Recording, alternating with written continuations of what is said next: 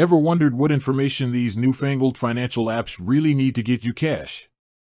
Specifically, if you're looking into something like Beforepay, does your social security number become part of the equation? It's a question many of us have as we navigate the world of digital finance, where convenience often comes with a side of data sharing. Understanding what personal information a service requires, and why, is crucial in protecting your privacy and making informed financial decisions. Before we dive into the nitty-gritty of social security numbers, let's set the stage a little.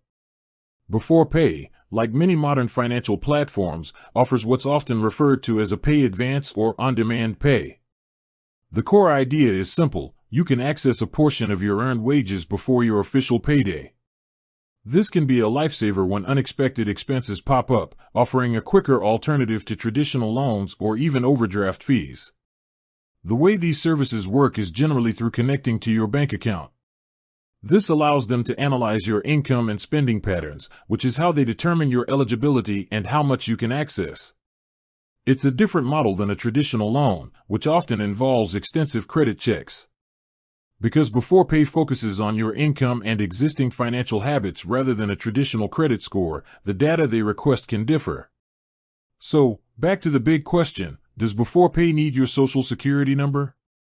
Based on their publicly available information, Beforepay primarily operates in Australia and focuses on connecting to your bank account to verify your income and spending habits.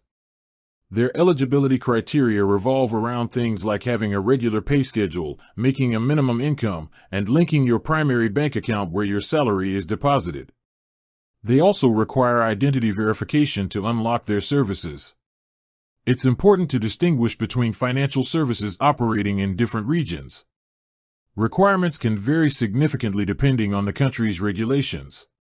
For example, in the United States, financial institutions are generally required to collect a Social Security number, SSN, or an Individual Taxpayer Identification Number, ITIN, for identity verification and tax reporting purposes, especially for services that involve lending or money transfers.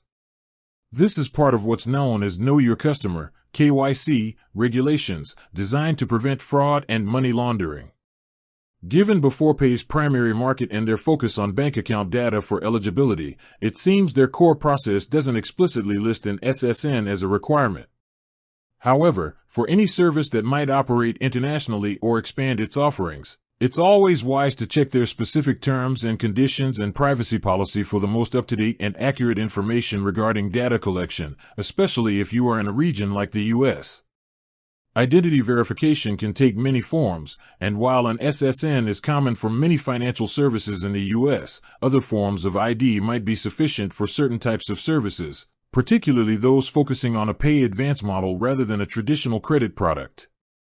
In essence, Beforepay's model leans heavily on directly analyzing your bank transactions to assess your financial health and repayment capacity.